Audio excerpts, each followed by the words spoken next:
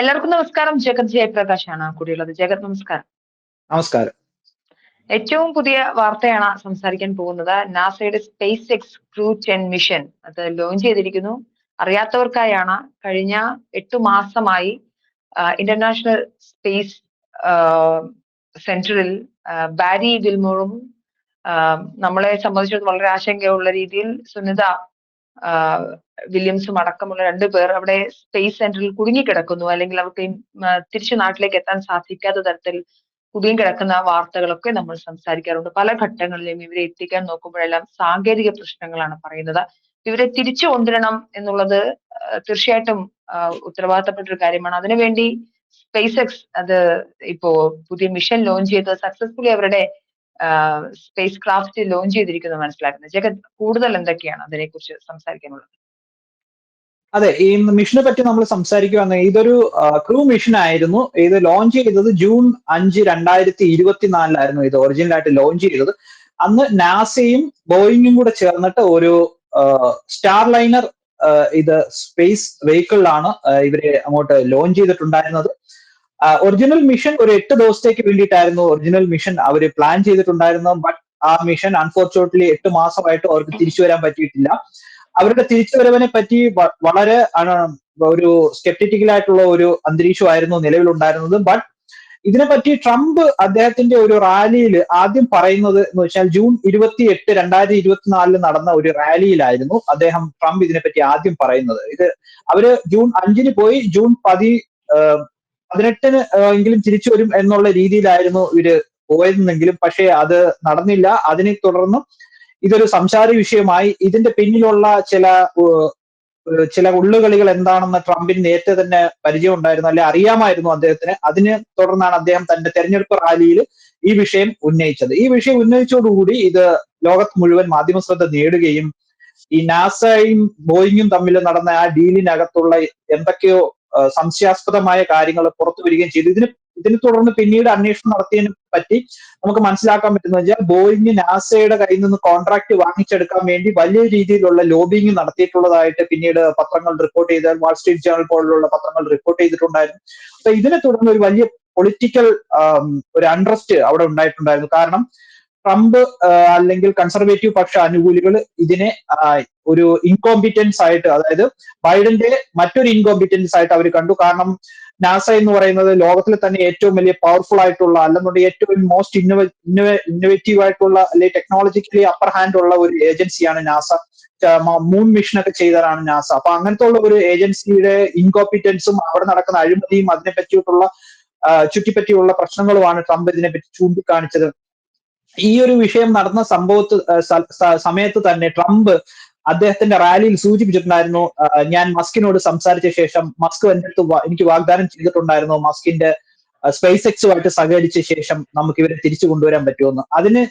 അതിനെ തുടർന്നാണ് മസ്ക് ഈ മിഷൻ ഏറ്റെടുക്കുകയും ഇന്നലെ വൈകുന്നേരം 7 മണിയോടുകൂടി ഫ്ലോറിഡയിൽ നിന്നും 4 ക്രൂവിനെയും വെച്ച്, അതായത് ഇന്റർനാഷണൽ സ്പേസ് സ്റ്റേഷനിലോട്ട് ഇവർ 2 പേരെ മടക്കിക്കൊണ്ടുവരുന്നതിനോടൊപ്പം തന്നെ 4 പേരെ അങ്ങോട്ട് അയച്ചു. 2 പേരെ നാസയിൽ നിന്നും, ഒരാൾ ജപ്പാൻ സ്പേസ് ഏജൻസിയിൽ നിന്നും, മറ്റൊരാൾ റഷ്യൻ സ്പേസ് ഏജൻസിയിൽ നിന്നാണ്. അങ്ങനെ 4 പേരുമായിട്ട് ഈ റോക്കറ്റ് ഇന്നലെ കുതിച്ചു വരികയാണ് ഉണ്ടായത്. റോക്കറ്റ് ഉയർന്ന ഒരു 5 നിമിഷത്തിനകം തന്നെ അത് വിജയകരമായിട്ട് വിക്ഷേപിക്കപ്പെട്ടു. അതിനെ തുടർന്ന് ഡ്രാഗൺ റോക്കറ്റ്, ഇതിനെ ലിഫ്റ്റ് ചെയ്ത ഡ്രാഗൺ റോക്കറ്റ് അതിശയകരമായി തന്നെ വീണ്ടും ഭൂമിയിൽ ലാൻഡ് ചെയ്യിപ്പിച്ചു. അതായത് സ്പേസ് ഷിപ്പും ആകാശത്തേക്കും പോയി ലോഞ്ച് ചെയ്ത റോക്കറ്റ് തിരിച്ചു വന്നു. അപ്പൊ അതുകൊണ്ട് this is A technological and innovation wonder എന്ന് തന്നെ ഇതിനെ പറയണം. കാരണം അതിനെപ്പറ്റി നല്ലൊരു കവറേജ് ഇവിടുത്തോളം മീഡിയയിൽ വന്നിട്ടുണ്ട്. ബട്ട് ഇതിനകത്ത് ഇലോൺ മസ്കും ട്രംപിനും ക്രെഡിറ്റ് കിട്ടുമെന്ന് വിചാരിച്ചിട്ടാണ് പല രീതിയിലും ഈ വാർത്തയെ എങ്ങനെയെങ്കിലും മൂടിവെക്കാനുള്ള ഒരു ലക്ഷ്യം നടക്കുന്നതായിട്ട് തോന്നിയിട്ടുണ്ട്. അതുകൊണ്ടായിരിക്കും ഇതിനൊരു വലിയ വാർത്താ പ്രാധാന്യം എസ്പെഷ്യലി ഇന്ത്യയിൽ കവറേജ് കിട്ടാനെന്നാണ് എന്റെ വിശ്വാസം. What about international collaboration? അതായത് ഇപ്പം പറഞ്ഞല്ലോ, ക്രൂ മെമ്പേഴ്സ് എല്ലാവരും തന്നെ ജപ്പാനിൽ നിന്നുണ്ട്, അതുപോലെ റഷ്യയിൽ നിന്നുണ്ട്, ആൻഡ് ഓൾസോ യുഎസിൽ നിന്നുണ്ട്. അപ്പം ഇന്റർനാഷണൽ കൊളാബറേഷൻ എന്ന രീതിയിൽ കൂടി ഇതിനെ ഒബ്സർവ് ചെയ്യേണ്ടതില്ലേ? മാത്രമല്ല ഇനി വരുന്ന ഫ്യൂച്ചർ ഈ പറഞ്ഞ പോലെയുള്ള എക്സ്പ്ലോഷനും കാര്യങ്ങൾക്കും എല്ലാം തന്നെ എക്സ്പ്ലോർ ചെയ്യാൻ. അതെ, ഇത് എന്ന് പറയുന്നത് ഞാൻ പറഞ്ഞില്ല, അതാണ് ഞാൻ പറഞ്ഞത്, ഇതൊരു ബ്രേക്ക് ത്രൂ ഇന്നോവേഷൻ ആണ്. അതുപോലെ തന്നെ ഒരു ഇന്റർനാഷണൽ കൊളാബറേഷൻ ഒക്കെ ഇപ്പൊ നമുക്ക് മനസ്സിലാക്കാം. ഈ റഷ്യ ഉക്രൈൻ യുദ്ധം നടക്കുന്നു, യുഎസുമായിട്ടുള്ള നെഗോഷിയേഷൻ നടക്കുകയാണ്, സീസ് ഫയറിൽ ഒപ്പിടാൻ വേണ്ടി പുടിൻ കുറച്ച് നിബന്ധനകളൊക്കെ മുന്നോട്ട് വെക്കുന്നുണ്ട്. അപ്പൊ ഇങ്ങനത്തെ ഒരു സാഹചര്യത്തിൽ ഒരു ഭയങ്കര ഒരു ജിയോ പൊളിറ്റിക്കൽ ടെൻസ് ആയിട്ട് നിൽക്കുന്ന സാഹചര്യത്തിൽ ഇങ്ങനത്തെ ഒരു കൊളാബറേറ്റീവ് മിഷൻ, എസ്പെഷ്യലി റഷ്യയുമായിട്ട് ചേർന്നിട്ടുള്ള ഒരു കൊളാബറേറ്റീവ് മിഷനിലേക്ക് ഇന്റർനാഷണൽ സ്പേസ് സ്റ്റേഷനിൽ ആളയക്കുക എന്ന് പറയുന്നത് വളരെ സ്വാഗതമായ ഒരു ഇത് തന്നെയാണ്. എസ്പെഷ്യലി ട്രംപിനും മസ്കിനും ഒക്കെ പൊതുവെ ഇന്റർനാഷണൽ മേഖലയിൽ ഒരു തിരിച്ചടി എന്നുള്ള രീതിയിൽ പല ലെഫ്റ്റിസ്റ്റ് ലിബറൽ മാധ്യമങ്ങൾ റിപ്പോർട്ട് ചെയ്യുന്നു. ആ സാഹചര്യം വെച്ച് നോക്കുകയാണെന്നുണ്ടെങ്കിൽ ഇപ്പൊ ഈ മാതൃക പിന്തുടർന്ന് നമുക്കും നാസയുമായിട്ടും സ്പേസ് എക്സുമായിട്ട് കൊളാബറേറ്റ് ചെയ്ത് കഴിഞ്ഞാൽ ISROയ്ക്കും ഇതിന് പറ്റിയ ഒരു സാഹചര്യമാണ് ഇപ്പോൾ ഉള്ളത്. ട്രംപ് അഡ്മിനിസ്ട്രേഷനുമായിട്ട് മോദിക്ക് നല്ലൊരു ബന്ധമാണുള്ളത്. നമ്മുടെ സ്പേസ് ആക്ടിവിറ്റീസുമായിട്ട് നമ്മൾ കൊളാബറേറ്റ് ചെയ്ത് കഴിഞ്ഞാൽ നമുക്ക് നല്ലൊരു ഇന്നോവേറ്റീവ് പ്രോഗ്രസ് ഉണ്ടാവും. എസ്പെഷ്യലി സ്റ്റാർലിങ്ക് പോലത്തുള്ള പുതിയ സംവിധാനങ്ങളൊക്കെ, ഈ സാറ്റലൈറ്റ് വഴി നമുക്ക് ഇന്റർനെറ്റ് കിട്ടുന്ന സംവിധാനങ്ങളൊക്കെ ഇന്ത്യയിലും നമുക്ക് ആവശ്യമുണ്ട്. ഇപ്പൊ നോർത്ത് അമേരിക്കയിലും യൂറോപ്പിന്റെ പല ഭാഗങ്ങളിലും അത് അവൈലബിൾ ആയിട്ടുണ്ട്. അത് ഇനി ഇന്ത്യയിൽ കൂടി സ്റ്റാർലിങ്ക് അവൈലബിൾ ആക്കണം.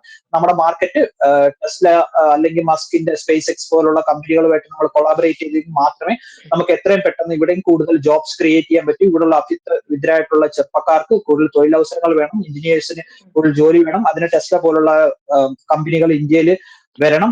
അപ്പം അങ്ങനത്തുള്ള സംഭവങ്ങൾ നമ്മൾ പരിശോധിക്കുകയാണെന്നുണ്ടെങ്കിൽ ഇപ്പോൾ ഈ നടന്നേക്കുന്ന ഈ സ്പേസ് മിഷനുമായിട്ട് ബന്ധപ്പെട്ട് വളരെ പോസിറ്റീവ് ആയിട്ടുള്ള ഒരു അറ്റ്മോസ്ഫിയർ ആണ് ഇപ്പൊ നിലവിൽ ഉള്ളത്. എസ്പെഷ്യലി നാസയും സ്പേസ് എക്സുമായിട്ട് സഹകരിക്കാൻ ഞാൻ സൂചിപ്പിച്ചല്ലോ, നാസ സ്പേസ് എക്സുമായിട്ട് സഹകരിക്കുന്നില്ലായിരുന്നു.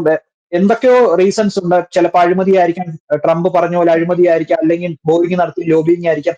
ബോയിങ്ങിന് ഈയിടെയായിട്ട് അല്പം മോശം സമയമാണ്. അവരുടെ ഒരു 737 സീരീസിൽ വിമാനങ്ങളൊക്കെ കുറച്ച് അപകടങ്ങളിൽ പെട്ടിട്ടുണ്ടായിരുന്നു. അപ്പൊ അങ്ങനെ വരുന്ന ഒരു സമയത്ത് ബോയിങ്ങിന്റെ റെപ്യൂട്ടേഷൻ മോശമായിട്ടിരിക്കുന്ന സമയത്ത് അവർ ലോബിങ് ചെയ്തു എന്നുള്ള ഒരു ആരോപണം ഒക്കെ ഇവിടെ നിലവിലുണ്ട്. പല കൺസർവേറ്റീവ് മാധ്യമങ്ങളും അതിന് ഒരു ആരോപണം വരുന്നുണ്ട്. അവർ $18.7 മില്യൺ 2023 മാത്രം ചെലവാക്കിയെന്നാണ് ഒരു വാർത്ത പുറത്തു വരുന്നത്. അതുപോലെ തന്നെ പല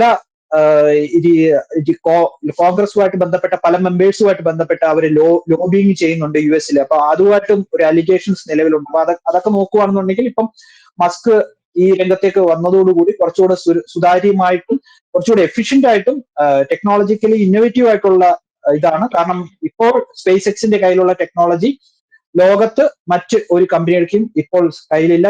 ഈവൻ നാസയുടെ കയ്യിൽ പോലും ഇല്ല. അതുകൊണ്ടാണ് നാസ ഇപ്പം സ്പേസ് എക്സുമായിട്ട് സഹകരിച്ച ശേഷം ഈ മിഷൻ കംപ്ലീറ്റ് ചെയ്തത്. കാരണം മസ്കിന്റെ പ്രഖ്യാപിത മിഷൻ തന്നെ തീർച്ചയായിട്ടും എങ്ങനെയാണെങ്കിൽ ഈ മിഷൻ എങ്ങനെയായിരിക്കും കംപ്ലീറ്റ് ചെയ്യുക? അതായത് അക്കംപ്ലീഷൻ എന്താന്ന് പറയുന്നത് എങ്ങനെയായിരിക്കും? അതായത് നോക്കൂ, ഇപ്പോ ഇവിടുന്ന് ലോഞ്ച് ചെയ്തു, ഇനി എന്തൊക്കെയായിരിക്കും അതിന്റെ ബാക്കി പ്രൊസീജിയേഴ്സ്? എന്നത്തേക്കായിരിക്കും മിഷൻ കംപ്ലീറ്റ് ചെയ്യുക? അതെ, ഈ മിഷന്റെ കംപ്ലീഷൻ 20-ാം തീയതിയോട് കൂടി അവർ അവിടെ നിന്ന് തിരിച്ചു വരും എന്നുള്ളതാണ് ഇപ്പോഴത്തെ ഘട്ടത്തിലെ ലേറ്റസ്റ്റ് ആയിട്ടുള്ള ഒരു അപ്ഡേറ്റ്. അവർ തിരിച്ചു വരുന്ന അനുസരിച്ചായിരിക്കും ഇതിനെ പറ്റിയിട്ടുള്ള കൂടുതൽ അപ്ഡേറ്റ്സ് നമുക്ക് കിട്ടുന്നത്. കാരണം മിഷൻ സക്സസ് ആയെന്നാണ് ഇന്നലെ നമുക്ക് കിട്ടിയ ലേറ്റസ്റ്റ് ആയിട്ടുള്ള വിവരം. അതിനുശേഷം 20-ാം തീയതിയോട് കൂടി ഇവരെ തിരിച്ചു കൊണ്ടുവരണം എന്നാണ് ഇവർ ഉദ്ദേശിക്കുന്നത്.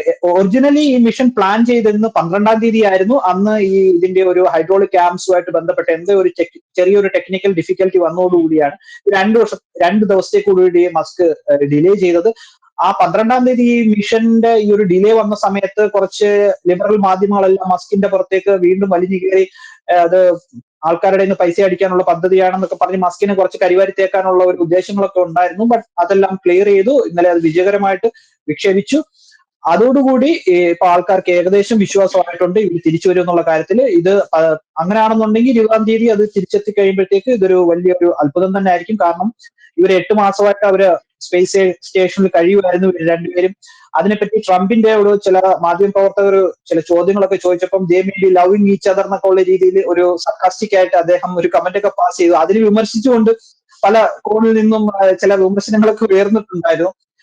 അത് അദ്ദേഹം ഒരു സർക്കാസ്റ്റിക് ആയിട്ട് പറഞ്ഞതാണ്, അല്ലാതെ മറ്റൊരു ഉദ്ദേശത്തിൽ പറഞ്ഞല്ല. ട്രംപ് എപ്പോഴും ഒരു കോമൺ മാന്റെ ഒരു ലാംഗ്വേജ് ആണ് അദ്ദേഹം ഉപയോഗിക്കുന്നത്.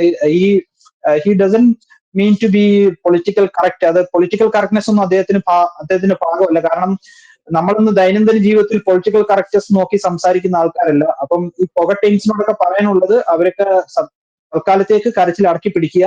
ഈ രണ്ട് ആൾക്കാർ തിരിച്ചു വരട്ടെ. തിരിച്ചു വന്ന ശേഷം നമുക്ക് കൂടുതൽ സ്പെക്കുലേഷൻസ് നടത്താം. തീർച്ചയായിട്ടും ജഗത് വളരെ വ്യക്തമാണ്. എന്തായാലും സ്പേസ് എക്സിന്റെ മിഷന്റെ ഫസ്റ്റ് ഹാഫ് അത് പൂർണ്ണമായും അർത്ഥത്തിൽ വിജയിച്ചിരിക്കുന്നു. എല്ലാവരും ആശങ്കയോടെ കാത്തിരിക്കുന്നതിന്റെ ഒരു പൂർത്തീകരണത്തിനാണ്. എന്തായാലും അവർ തിരിച്ചെത്തട്ടെ.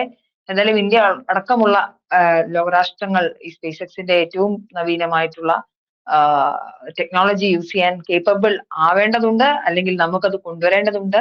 അതിന് കുറെ അധികം ഏരിയകളുണ്ട്. അത് ജോലി സാധ്യതകളെക്കാൾ ഉപരിയായി ഒരു രാഷ്ട്രത്തിന്റെ സമഗ്രമായ പുരോഗമനത്തിന് ഇതൊക്കെ ആവശ്യമുണ്ട്. ഏതായാലും നമ്മൾ സുനിത വില്യംസും ബാരി ബില്ലുവരും ഒക്കെ തിരിച്ചെത്തിക്കഴിയുമ്പോൾ നമ്മൾ വീണ്ടും ഇതുപോലെ ഇരിക്കും. നമുക്ക് അന്ന് പൂർണ്ണമായ അർത്ഥത്തിൽ ഇതിനെക്കുറിച്ച് കൂടുതൽ സംസാരിക്കാം. Thank you so much. Thank you.